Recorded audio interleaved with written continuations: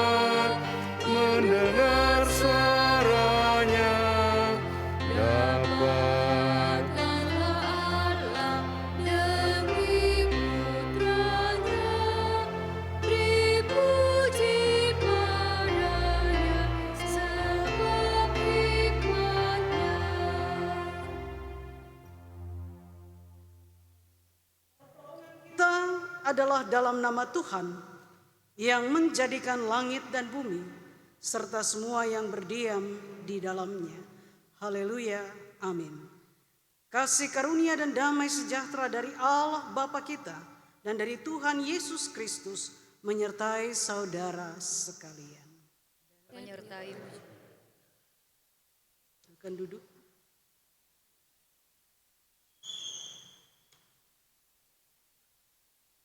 Jemaat Tuhan, nats pembimbing kita saat ini terambil dari kitab 1 Petrus 4 pada ayat yang ke-7 dan ayat yang ke-8.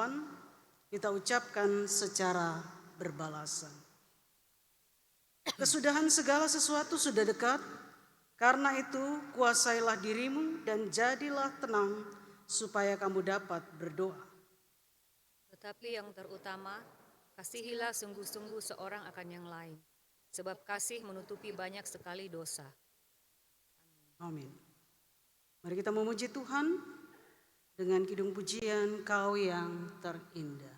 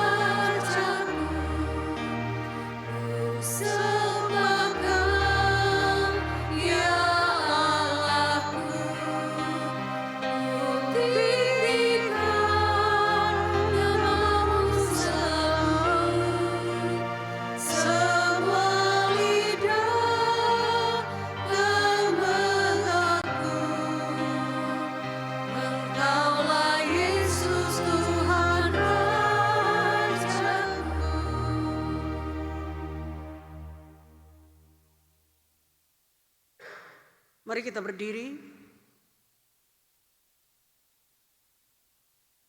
untuk mendengarkan hukum Tuhan sebagai hukum yang mengatur dan mengarahkan hubungan kita dengan Tuhan dan sesama, yang terambil dari kitab Mazmur 34 ayat 12 hingga ayat 15 yang berkata, "Marilah anak-anak, dengarkanlah aku.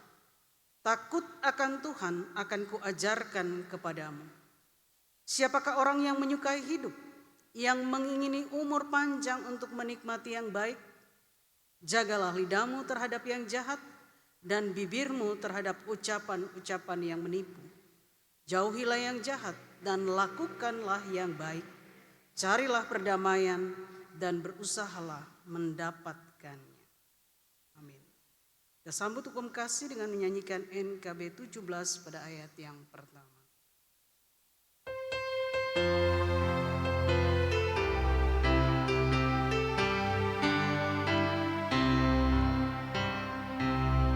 Agunglah kasih Allahku, tiada yang setaranya. Derapkan dapat bidungku, ketika pun tergapailah. Karena kasih-Nya agunglah, samudra menjelma. Dia mencari yang sesat dan diampuninya. Oh, kasih Allah agunglah, tiada bandingnya. Dengan teguh dan mulia dijunjung umatnya.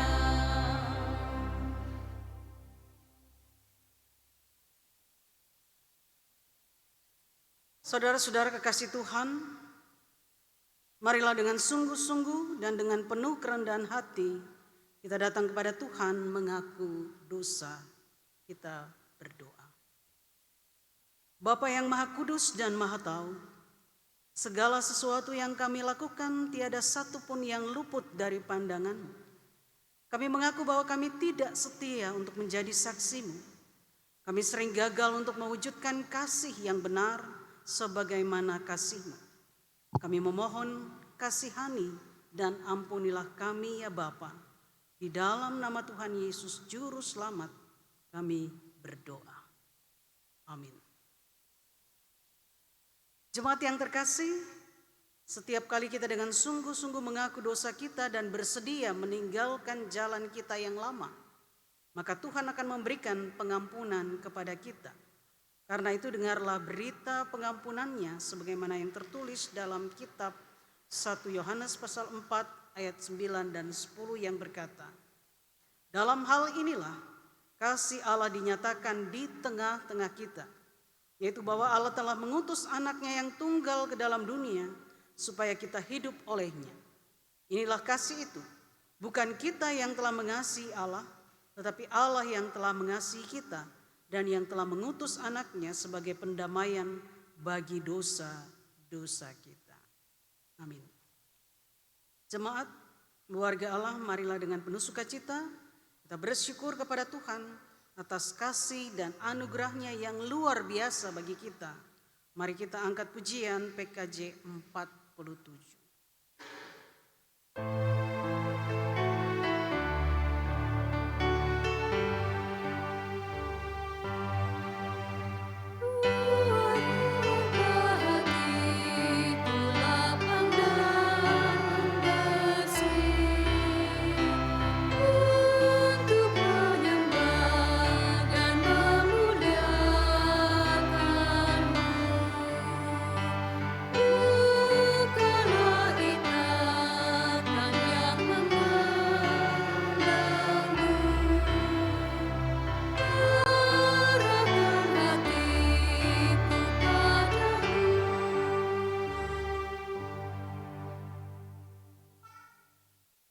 Sebelum kita membaca dan merenungkan firman Tuhan, kita datang kepada Tuhan mohon pertolongannya.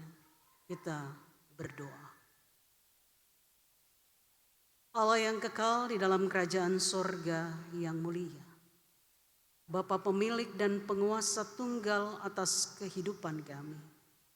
Kami umat-Mu yang telah Engkau himpunkan di dalam rumah-Mu yang kudus, dan juga yang mengikuti ibadah secara live streaming di rumah masing-masing.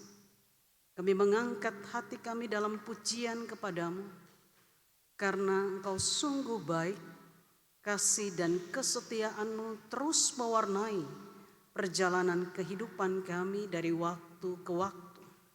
Terlebih dalam perjalanan hidup seminggu yang telah kami jalani. Dan saat ini Tuhan, di dalam persekutuan kami menyiapkan diri untuk membaca dan merenungkan akan firman kebenaran. Kami sadar kemampuan kami sangatlah terbatas, karena itu kami meminta hikmat dan kuasa Tuhan yang tidak terbatas, yang kiranya oleh kuasa pertolongan Roh Kudus kami sekalian dimampukan untuk dapat memahami firman kebenaran yang akan bersama-sama kami baca, dengar, dan renungkan. Sehingga firman Tuhan boleh membentuk kehidupan kami, membaharui kami menjadi seperti yang Engkau kehendaki. Kuduskan dan layakkan kami semua, baik bagi setiap umat-Mu ya Tuhan, yang akan mendengarkan, maupun hamba-Mu yang akan menguraikan. Karena hamba-Mu sendiri juga penuh dengan kekurangan, kelemahan, dan keterbatasan, namun kiranya Engkau layakkan dan mampukan, dapat menjadi alat-Mu dalam menyatakan kebenaran firman. Dan berfirmanlah Tuhan, kami siap untuk mendengarkan. Di dalam Kristus Yesus kami berdoa. Amin. Pembacaan firman Tuhan pada saat ini terdapat di dalam kitab Efesus pada pasal yang ke-6 ayat 10 hingga ayatnya yang ke-20. Surat Paulus kepada jemaat di Efesus pada pasal yang ke-6 ayat 10 hingga ayat yang ke-20.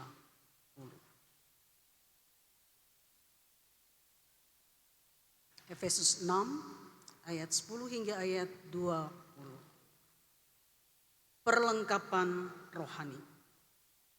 Akhirnya hendaklah kamu kuat di dalam Tuhan, di dalam kekuatan kuasa-Nya.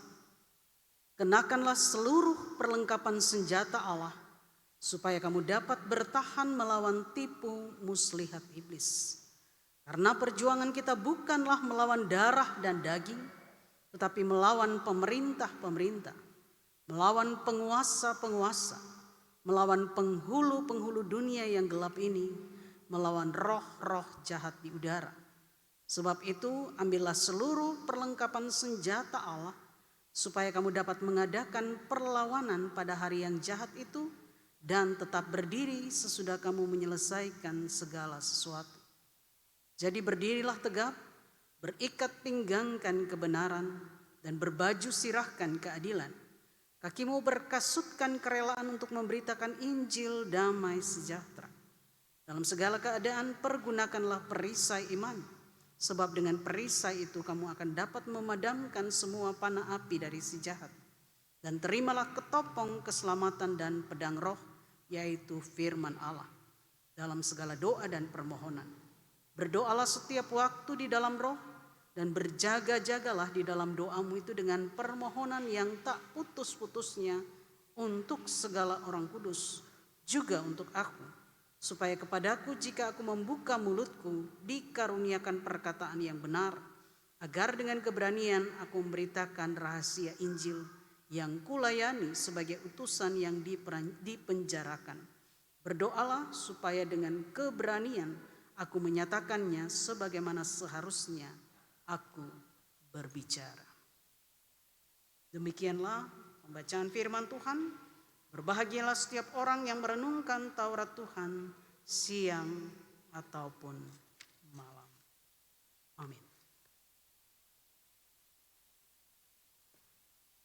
Dari pembacaan kita Efesus 6 ayat 10 hingga ayat yang ke-20 akan kita renungkan dengan sebuah tema mengenakan perlengkapan senjata Allah. Mengenakan perlengkapan senjata Allah. Selamat pagi, Shalom. Puji Tuhan atas hari baru yang Tuhan karuniakan, atas sukacita dan kesempatan yang Tuhan berikan bagi kita untuk bisa bersama-sama bersekutu pada saat ini, baik yang bersama-sama dalam gedung gereja ini maupun anggota jemaat yang mengikuti ibadah secara live streaming di rumah masing-masing. Jemaat Tuhan, kurang lebih 2 minggu. Tepatnya 17 Agustus kita baru saja memperingati hari kemerdekaan bangsa dan negara kita, Indonesia. 76 tahun kita sudah menjalani kehidupan yang bebas, yang merdeka. Tidak ada lagi penjajah, tidak ada lagi perang atau pertempuran, perjuangan melawan musuh. Kita bebas menikmati kenyamanan hidup di alam yang merdeka. Tapi betulkah demikian? Tidak ada lagi peperangan, tidak ada lagi perjuangan. Faktanya memang bangsa kita sudah merdeka. Namun sesungguhnya perjuangan kita, peperangan masih akan kita hadapi dalam berbagai bentuknya. Kita masih harus berjuang lepas dari kemiskinan, ya, bangsa dan negara kita. Masih harus bertempur memerangi paham-paham radikalisme dan terorisme yang terus mengganggu keamanan negeri kita tercinta. Juga di situasi sekarang ini kita sedang berperang melawan COVID-19 dan lain sebagainya. Peperangan-peperangan yang lain yang masih kita harus hadapi.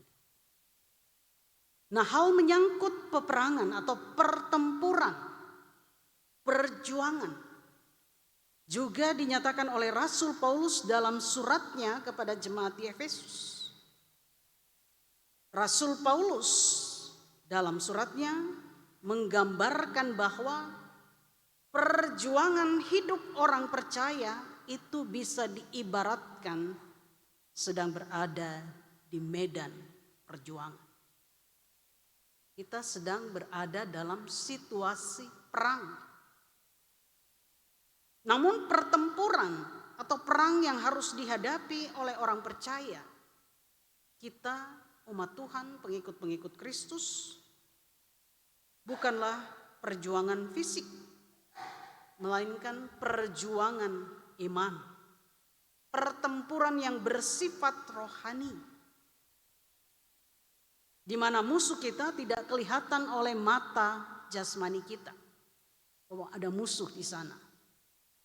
Tidak seperti masa perang dulu, melainkan musuh yang tak kasat mata, namun benar-benar ada dan nyata.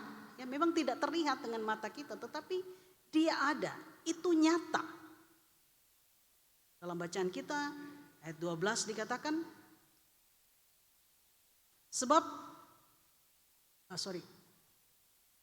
karena perjuangan kita bukanlah melawan darah dan daging, tetapi melawan pemerintah, melawan penguasa, melawan penghulu dunia yang gelap ini, melawan roh-roh jahat di udara. Jadi, walaupun dia tidak terlihat dengan mata jasmani kita, tetapi dia ada, dia nyata, sesuatu yang harus kita hadapi. Dengan kata lain, perjuangan kita adalah peperangan antara kerajaan Allah dan kerajaan iblis. Pertempuran antara Allah dan iblis dan pertempuran antara kita selaku pengikut Kristus, orang-orang percaya dengan iblis. Hal ini menunjukkan bahwa pertempuran rohani merupakan medan yang paling sulit. Karena pertempuran rohani tidak mengenal waktu. Dan disitulah bahayanya, sebab kita tidak tahu secara persis kapan musuh itu datang dan menyerang. Ditambah lagi dengan musuh yang dihadapi merupakan musuh Allah, yaitu iblis yang penuh tipu, muslihat dan sangat licik. Kalau musuh yang tidak licik, tidak penuh dengan tipu muslihat ya mungkin. Tetapi dia sangat licik, dia penuh dengan tipu muslihat. Ayat 11 mengatakan, kenakanlah seluruh perlengkapan senjata Allah supaya kamu dapat bertahan melawan tipu muslihat iblis. Di sini dalam strategi iblis, Paulus mengenalkan bagi kita strategi yang dipakai oleh iblis dalam peperangannya adalah strategi yang bisa disebut dengan strategi mata koin yang punya dua sisi. Kita tahu koin selalu punya dua sisi. Strategi iblis ini menerapkan dua taktik yang ampuh dan mematikan. Sisi yang satu adalah tipuan dan sisi yang lain adalah tekanan.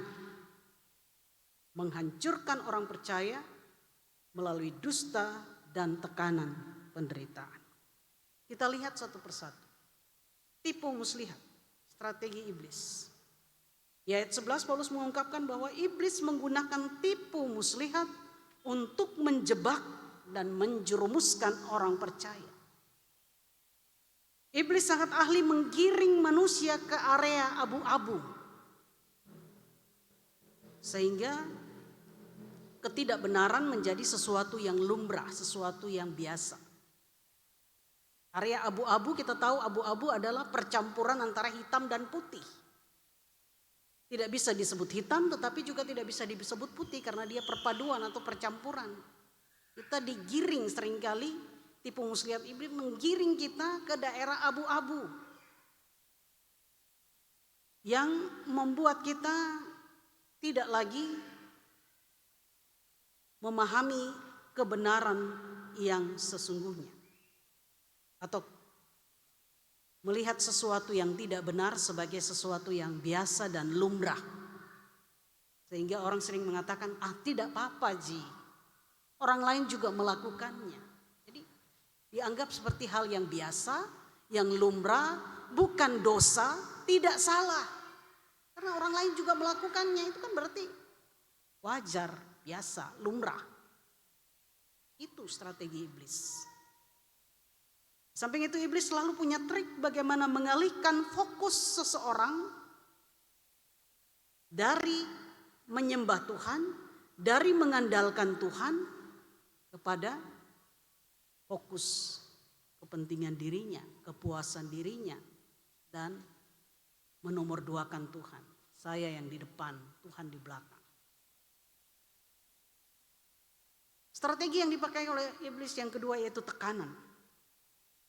Paulus menggambarkan bagaimana iblis mampu menunggangi pemerintah, penguasa, penghulu dunia untuk menentang, menyerang, dan menganiaya orang-orang percaya. Di dalam sejarah dunia tentu kita dapat melihat bagaimana pemerintah dan pemimpin-pemimpin tertentu, ya tidak semua. Pemerintah dan pemimpin-pemimpin tertentu ditunggangi sedemikian rupa sehingga orang-orang percaya dianiaya. Bagaimana orang percaya disiksa, masuk penjara dan mati karena imannya. Itu strategi iblis. Nah, melalui dua strategi tersebut memperlihatkan bahwa di segala keadaan umat Tuhan harus siap berperang Mau atau tidak mau, suka atau tidak suka, memang kita berada di area perang setiap hari, setiap waktu. Kapan kita lengah, iblis akan menggunakan kelengahan kita, kelalaian kita, atau celah sedikit akan dia manfaatkan. Makanya di dalam 1 Petrus 5 ayat 8 dikatakan, sadarlah dan berjaga-jagalah. Lawanmu si iblis berjalan keliling sama seperti singa yang mengaum-ngaum dan mencari orang yang dapat ditelannya. Setiap waktu kita dikelilingi oleh iblis, mencari di mana titik lemah kita, di mana dia bisa masuk untuk menghancurkan kehidupan kita. Sehubungan dengan itulah jemaat yang kekasih dalam Kristus Tuhan, Rasul Paulus mengajak dan menganjurkan jemaat Efesus untuk mengenakan seluruh perlengkapan senjata Allah. Pentingnya menggunakan perlengkapan perang sebelum melangkah masuk ke medan tempur. Tidak mungkin kita masuk ke medan pertempuran tanpa alat, tanpa senjata. Itu namanya bunuh diri. Kita harus melangkah masuk ke medan pertempuran dengan senjata lengkap. Demi keselamatan diri dan juga untuk memenangkan peperangan. Lalu karena pertempuran rohani yang kita hadapi bukan pertempuran fisik, maka yang dibutuhkan juga adalah senjata rohani tentunya. Rasul Paulus sendiri yang hidup dalam zaman kekuasaan Romawi mengenal perlengkapan senjata perang dari prajurit Romawi. Untuk itu Paulus menggambarkan perlengkapan senjata Allah dengan menggunakan gambaran perlengkapan senjata prajurit Romawi. Sama seperti para prajurit Romawi yang dilengkapi dengan senjata untuk masuk dalam medan peperangan, Allah juga menyediakan kelengkapan persenjataannya bagi orang percaya, bagi kita, bagi saudara dan saya. Baik senjata untuk bertahan maupun senjata untuk menyerang. Dan semua harus digunakan. Jangan setengah-setengah. Semua senjata yang dipersiapkan harus kita gunakan. Mengapa? Kita perhatikan ayat 11 dan 13. Ayat 11 mengatakan, kenakanlah seluruh senjata Allah supaya kamu dapat bertahan melawan tipu daya iblis. Ayat 13, sebab itu ambillah seluruh perlengkapan senjata Allah supaya kamu dapat mengadakan perlawanan. Jadi bertahan dan melawan. Ayat 11 menggambarkan tindakan yang pasif, ya bertahan. Jika musuh menyerang kita harus bertahan. Ayat 3 menggambarkan tindakan yang aktif, menyerang. Yang menarik dari kedua ayat itu bahwa baik untuk bertahan maupun menyerang atau melawan, Paulus tetap memberi pesan untuk mengenakan seluruh perlengkapan senjata Allah. Nah, apa saja senjata perlengkapan Allah itu? Perlengkapan senjata Allah itu diungkapkan atau dirinci oleh Rasul Paulus dalam ayat 14 hingga ayat 17. Kita lihat satu persatu, yaitu senjata yang pertama, berikat pinggangkan kebenaran. Mengapa kebenaran dipakai sebagai ikat pinggang? Apa manfaat ikat pinggang? Ikat pinggang yang terpasang menyatakan kondisi siap sedia prajurit Romawi melakukan pekerjaan yang memerlukan tenaga. Siap terikat pada pinggang. Ikat pinggang menunjang pakaian tetap pada posisinya, ya, tidak longgar, tidak melorot. Jadi itu supaya ketat, betul-betul siap untuk mengadakan masuk ke medan peperangan. Menjamin kenyamanan yang memakai. Ya, kalau pakaian yang longgar kita bisa rasakan tentu tidak nyaman. Tapi kalau pas di badan pasti enak dipakai. Makna rohaninya Ikat pinggang itu melindungi bagian perut yang seringkali menjadi sasaran iblis. Karena alasan perut, banyak kejahatan terjadi. Bagaimana bertahan hidup, orang yang tidak punya pekerjaan tetap, orang yang tidak punya makanan itu, dia pergi mencuri, merampok, membunuh, dan lain sebagainya. Perut seringkali menjadi alasan, itu sasaran dari iblis seringkali melalui perut. Tetapi bagi umat Tuhan, jika memegang teguh kebenaran, kita dapat terhindar dari serangan iblis. Kita bisa bandingkan godaan iblis kepada Tuhan Yesus di padang gurun ketika dia mengawali pelayanannya. Katakan, rubah batu itu menjadi roti. Ketika Yesus sudah puasa, tidak makan dan minum selama 40 hari, 40 malam, di puncak rasa laparnya, iblis menyerang perut Tuhan Yesus. Perutmu lapar, kenapa susah-susah? Ngapain tahan lapar? Kau punya kuasa, rubah aja batu itu. Selesai kan? Batu diubah menjadi roti. Kau makan, kenyang. Yang kedua, berbaju sirahkan keadilan. Apa manfaat baju sirah? Baju sirah merujuk kepada penutup dada untuk melindungi dada prajurit Romawi. Yang merujuk pada jantung, melindungi paru-paru dan hati seseorang. Dari senjata lawan, baik pukulan, pedang, dan anak panah. Apa kaitannya dengan keadilan dan makna rohaninya? Menggunakan baju sirah. Keadilan timbul dari hati seseorang. Jantung memompa rasa keadilan dan paru-paru mengatur nafas keadilan. Ketidakadilan menjadi titik lemah bagi serangan iblis untuk mengacaukan semuanya. Menimbulkan perlawanan dan memancing permusuhan. Di mana-mana ketika tidak terjadi ketidakadilan di situ, akan muncul perlawanan, akan muncul permusuhan, akan muncul kekacau balauan.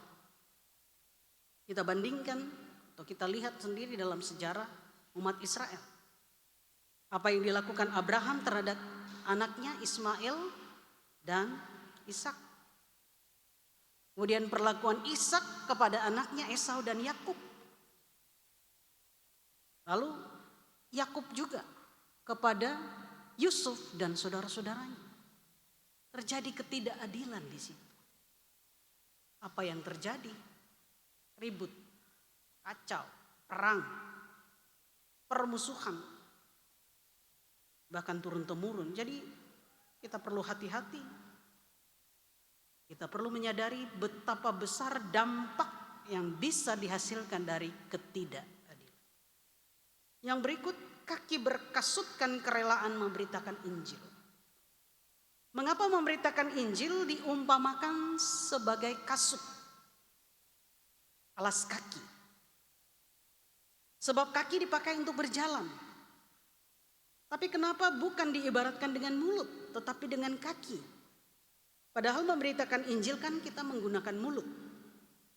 Kalau mulut ya ada pilihan memang, kita mau pakai atau tidak.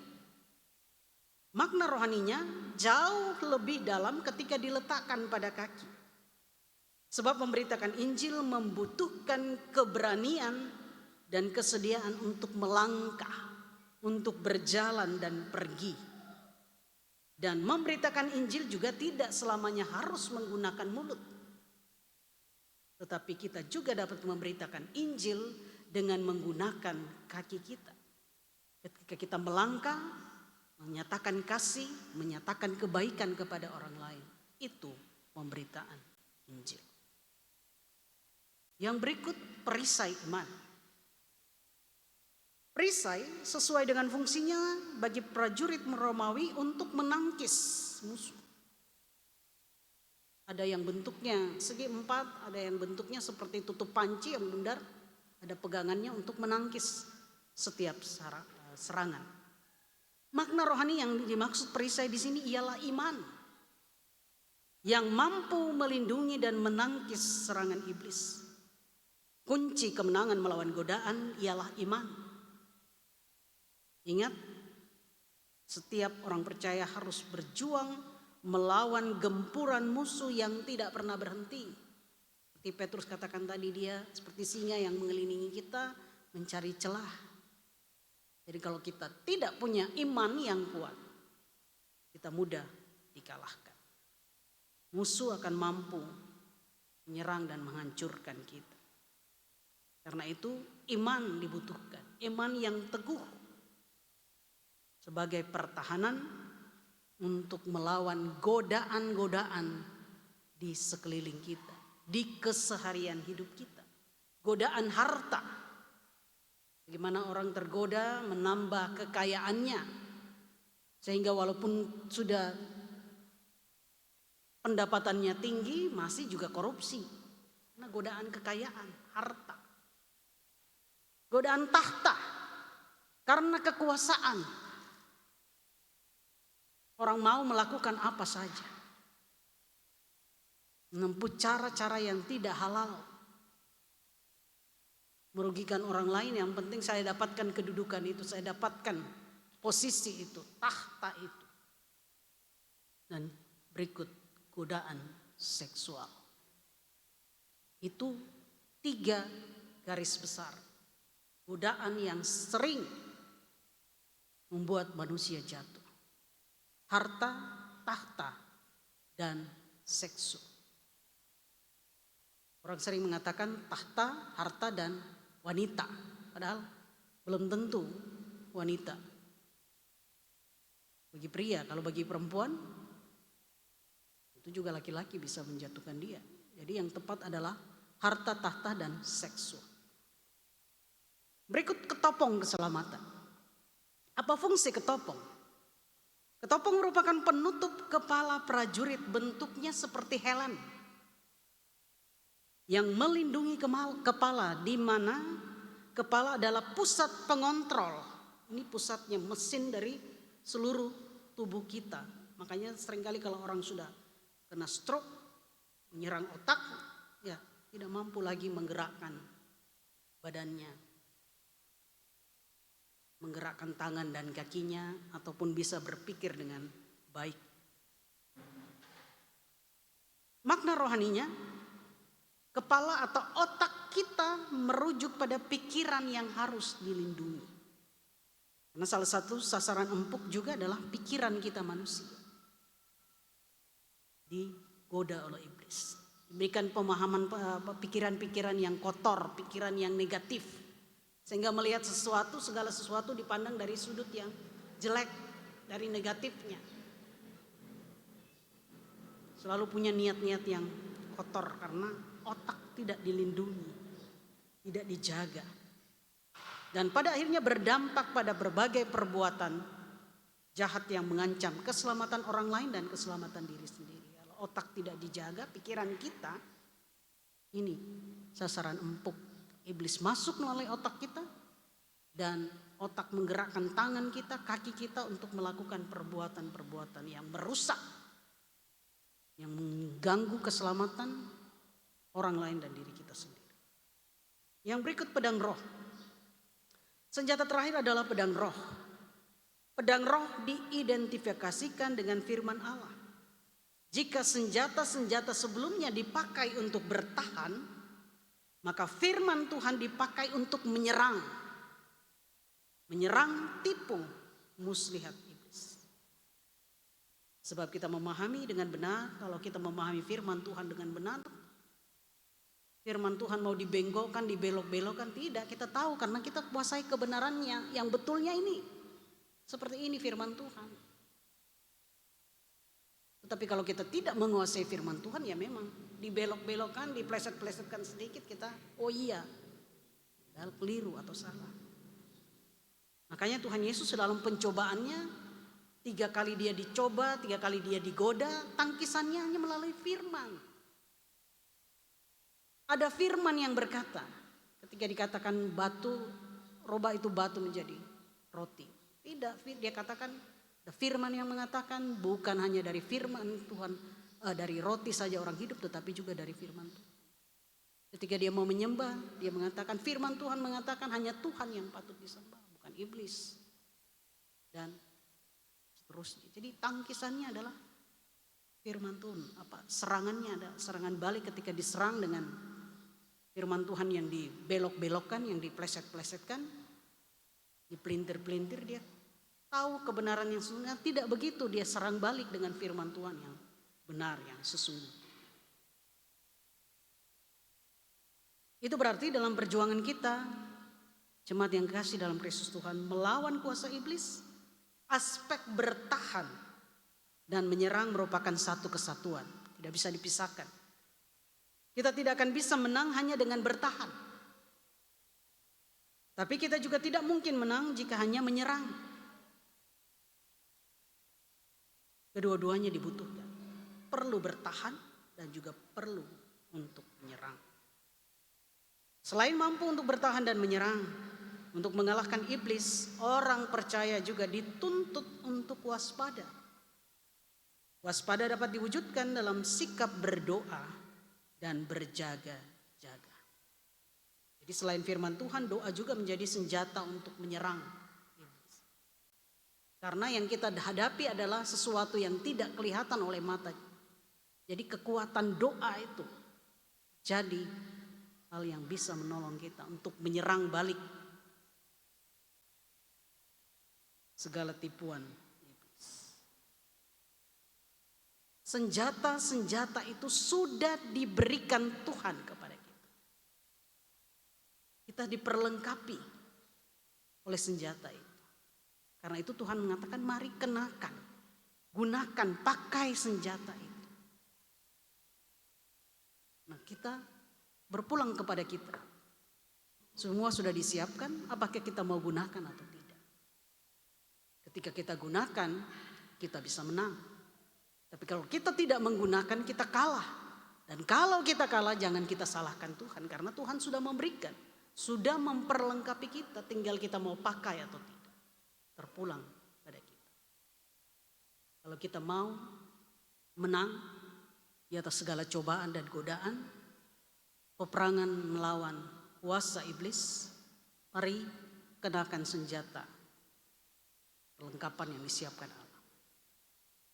Supaya kita dapat menikmati kehidupan yang kuat dan tangguh dalam berbagai kenyataan hidup yang selalu menggoda, mencobai kita. Tuhan menolong memampukan kita semua. Amin.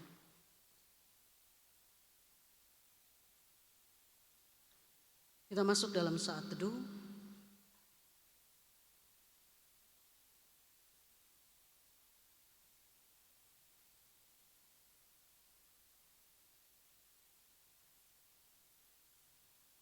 Kita merespon firman Tuhan dengan melakukan PKJ 249 ayat 1 dan 3.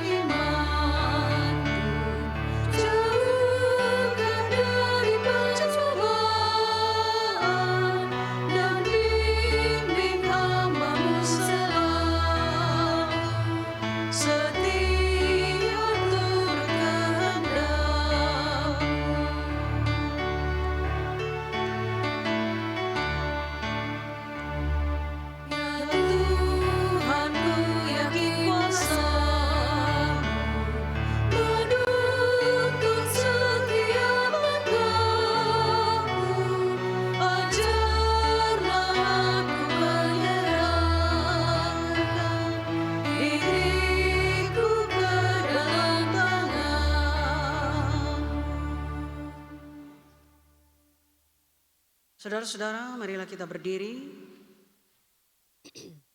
untuk mengucapkan dan menyanyikan pengakuan iman rasuli sebagai pengakuan iman percaya kita sebagai berikut. Aku percaya kepada Allah Bapa yang Maha Kuasa, Khalik langit dan bumi.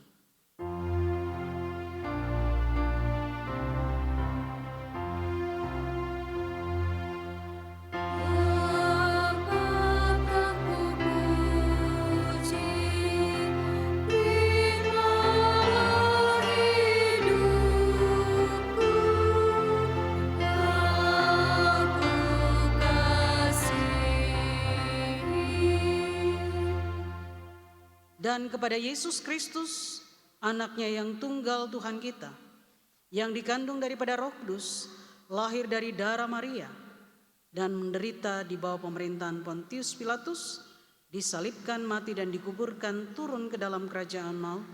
Pada hari yang ketiga bangkit pula dari antara orang mati, naik ke sorga, duduk di sebelah kanan Allah, Bapa yang Maha Kuasa, dan akan datang dari sana untuk menghakimi orang yang hidup dan yang mati.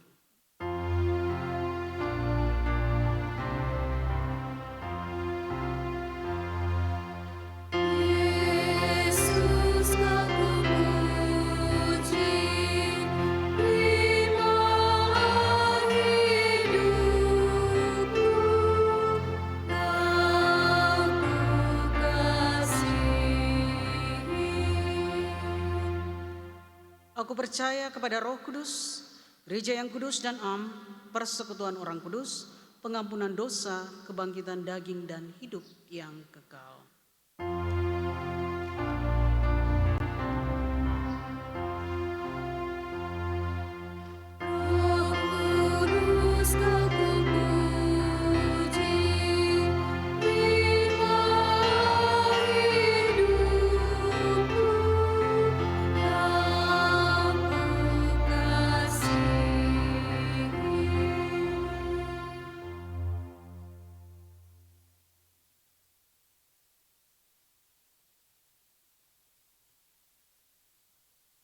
Mari kita satu di dalam doa syafaat. Kita berdoa. Ya Tuhan, ya Allah kami, dengan kepala yang tertunduk, namun hati yang tetap terangkat, kami datang kembali kepadamu. Bersyukur untuk kebenaran firman-Mu yang telah Engkau perdengarkan bagi kami. Mampukanlah kami Tuhan. Gerakkanlah kami untuk senantiasa menggunakan atau mengenakan perlengkapan senjata Allah untuk melawan tipu muslihat iblis. Dalam peperangan rohani kami, peperangan iman kami, kami berhadapan dengan musuh yang tidak kelihatan secara mata jasmani kami,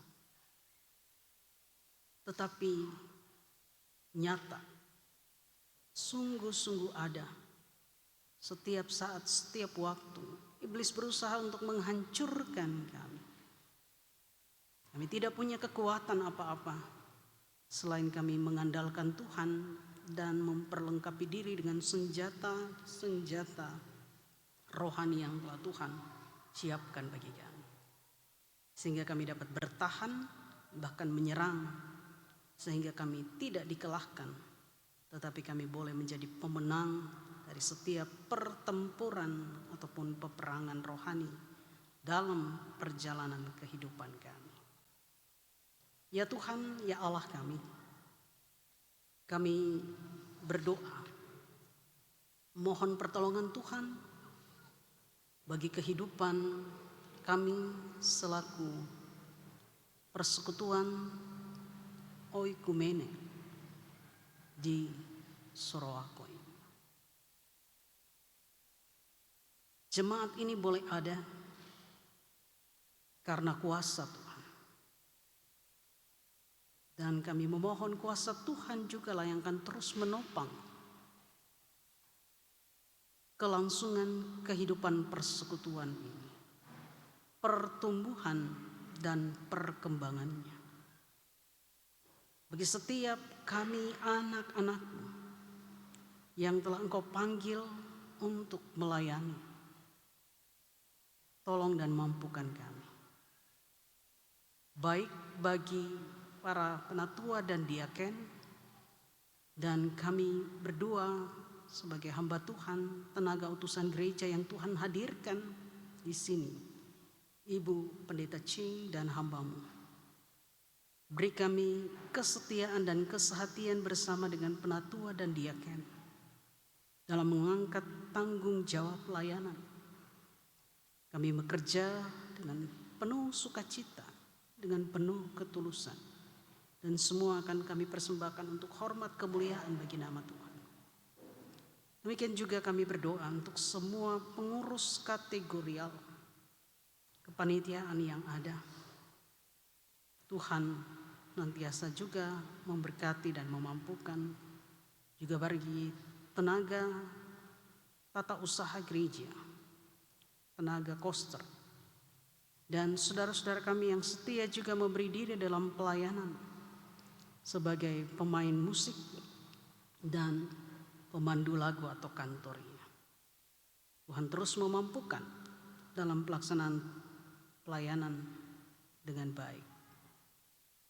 Kami juga topang anggota-anggota jemaat dalam keberadaan hidup mereka masing-masing.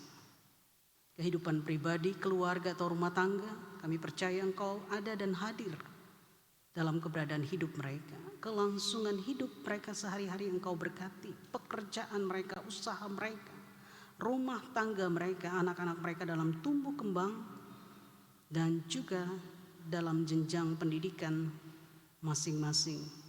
Bahkan yang sudah menyelesaikan pendidikan dan berjuang untuk mendapatkan pekerjaan tetap, Tuhan buka jalan. Kami pun berdoa menyerahkan saudara-saudara kami yang bergumul karena duka cita.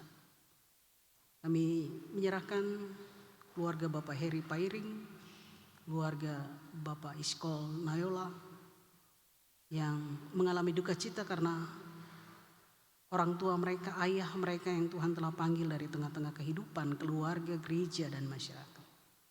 Hiburkan dan kuatkan mereka. Termasuk menopang anggota jemaat atau almarhum dan almarhumah yang pernah menjadi anggota jemaat di Pok Surako. Almarhum Bapak Andreas Van Houten, Ibu Karlina Tata Hiwiang. Tuhan hiburkan keluarga yang ditinggal.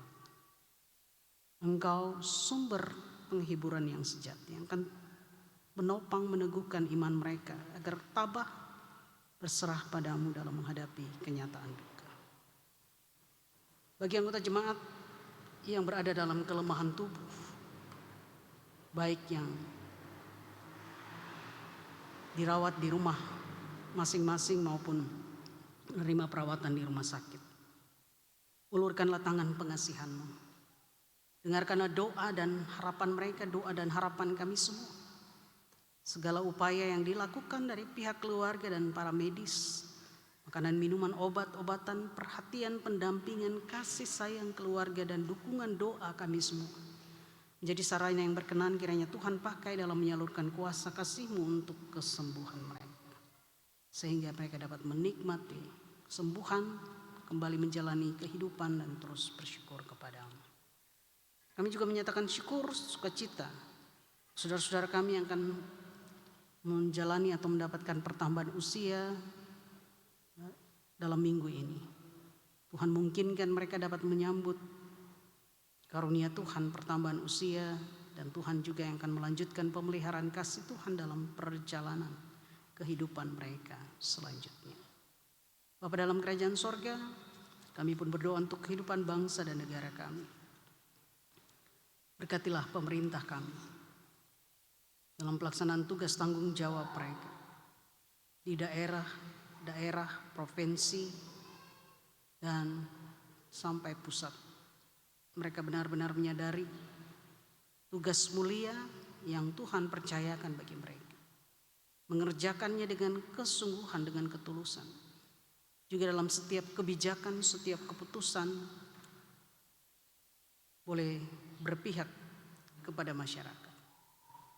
Mereka tidak hanya memikirkan kepentingan kesejahteraan untuk diri mereka, keluarga dan kelompok golongan mereka saja, tetapi benar-benar dalam kepemimpinan mereka memperjuangkan kesejahteraan masyarakat dipimpin dengan suatu kesadaran bahwa suatu saat mereka harus mempertanggungjawabkan apa yang mereka lakukan ataupun apa yang seharusnya mereka lakukan tapi tidak mereka lakukan. Itu bukan hanya di hadapan masyarakat yang dipimpinnya, tetapi terlebih di hadapan Tuhan yang mempercayakan mereka tugas kepemimpinan.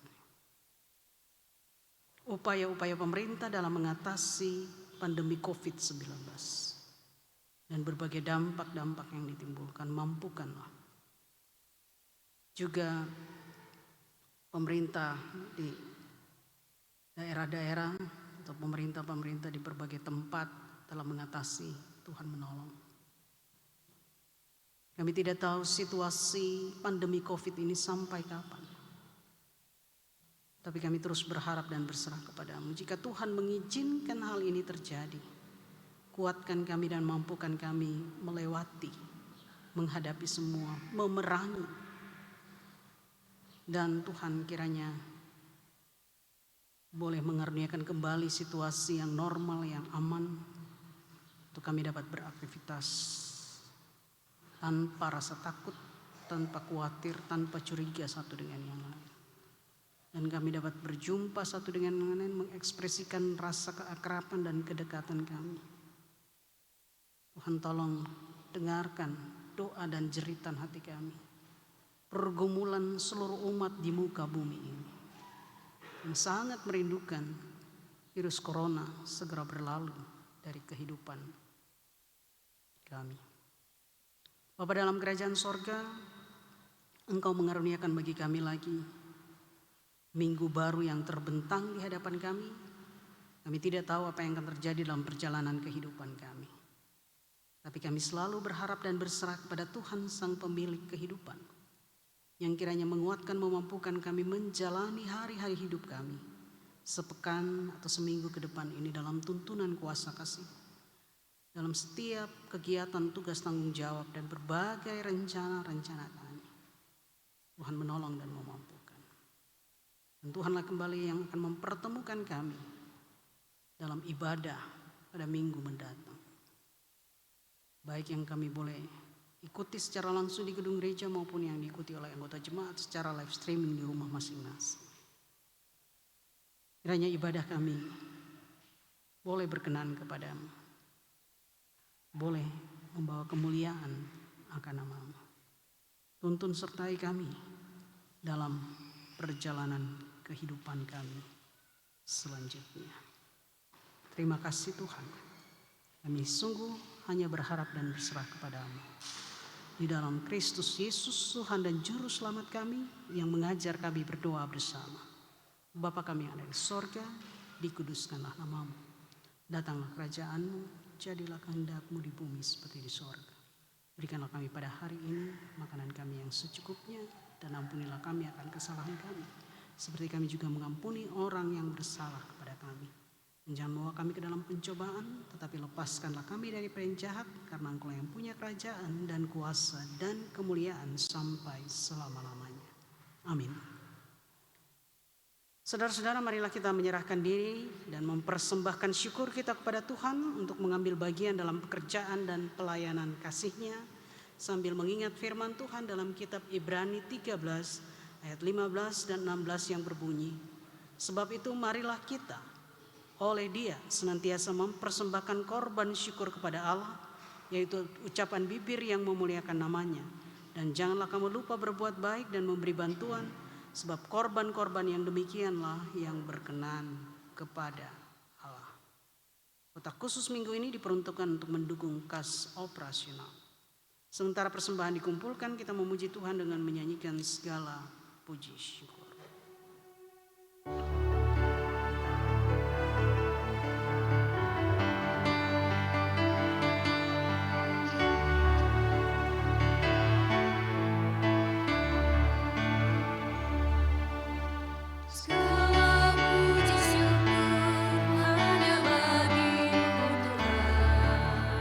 Sebab Kau yang layak dipuja.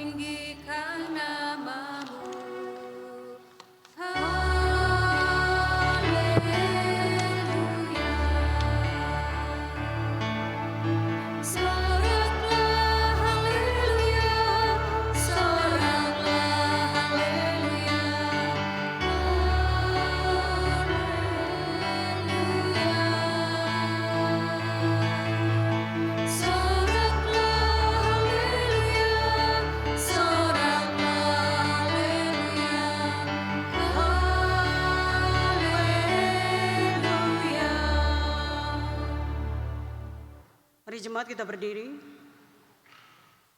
Kita akan berdoa menyerahkan persembahan kita. Kita berdoa. Ya Tuhan, kami bersyukur kepadamu oleh karena Roh Kudus-Mu membuka hati kami. Sehingga dengan rela dan penuh sukacita kami menyerahkan dan memberi persembahan syukur kami. Kami mengakui bahwa apa yang kami persembahkan ini semuanya berasal dari Tuhan. Kami mohon Tuhan memberkati agar persembahan ini dapat digunakan untuk pekerjaan dalam kerajaan-Mu dan dikelola dengan jujur dan adil menurut kehendak-Mu.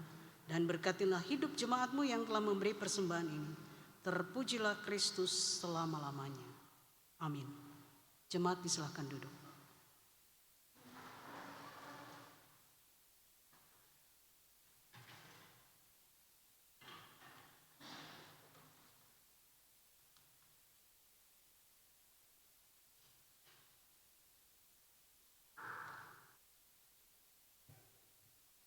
Mari kita tenang sejenak, kita dengarkan warta jemaat Minggu 29 Agustus 2021.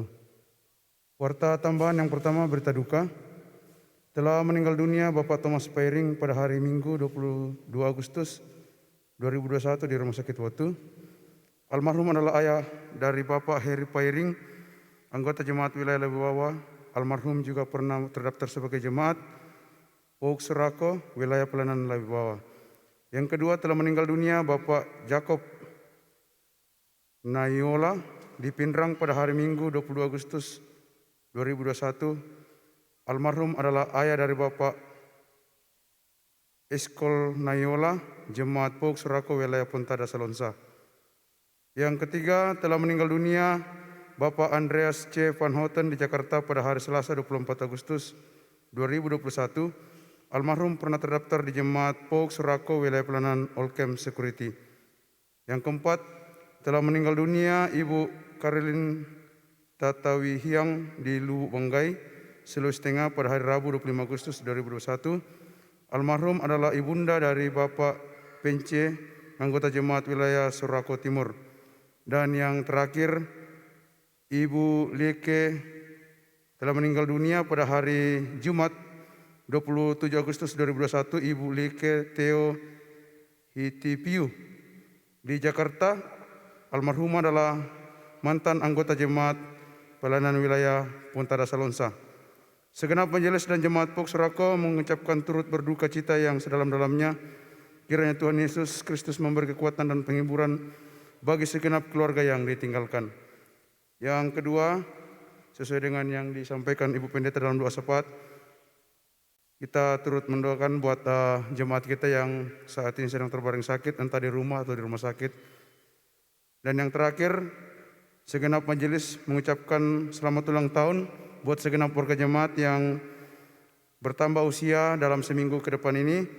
Semoga senantiasa diberikan kesehatan dan berlimpah berkat. Demikianlah warta jemaat pada hari ini. Tuhan Yesus memberkati.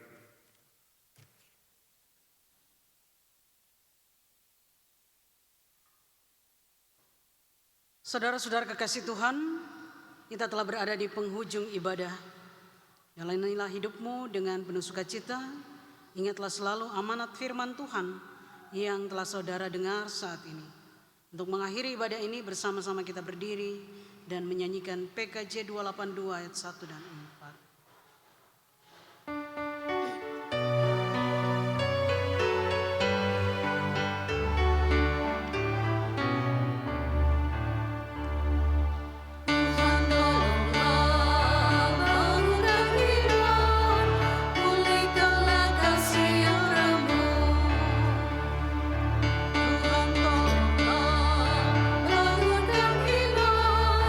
Pulihkanlah kasih yang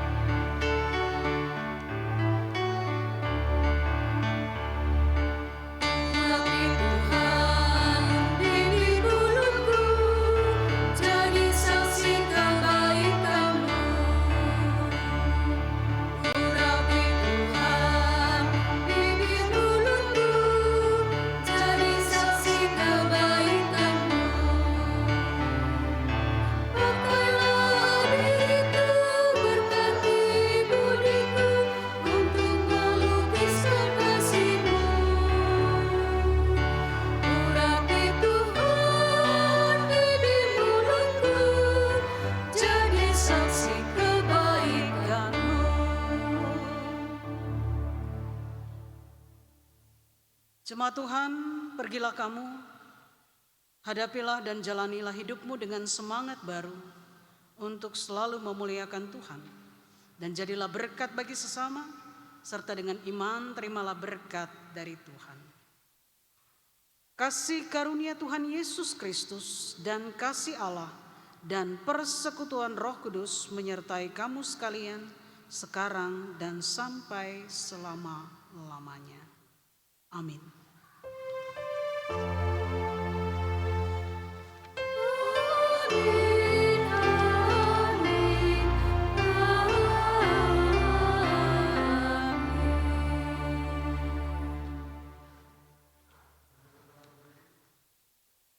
Dan sebelum kita kembali ke rumah kita masing-masing, kita menyanyi dari nyanyian Kidung Baru 128, kita nyanyikan ayat yang pertama.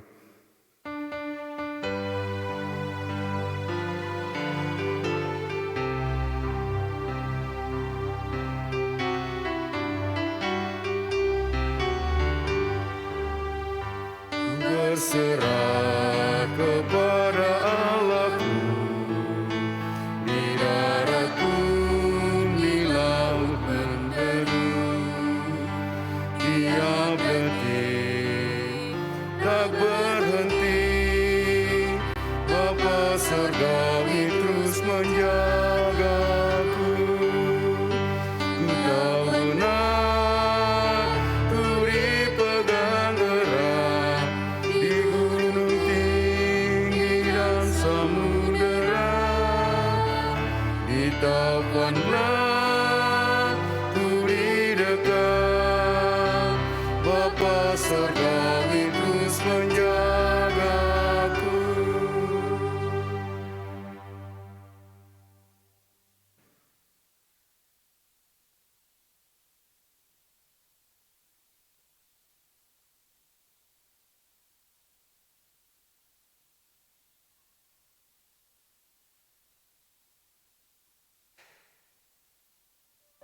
Segenap majelis jemaat Pok Suraka mengucapkan terima kasih buat segenap jemaat yang boleh mengikuti ibadah pada hari ini dengan tetap menjaga protokol kesehatan.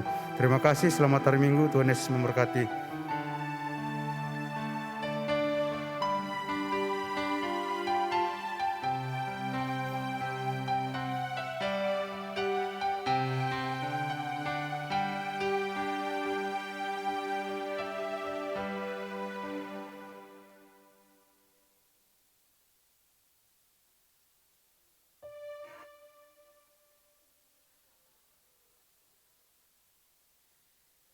Astaga, Tere pale ini.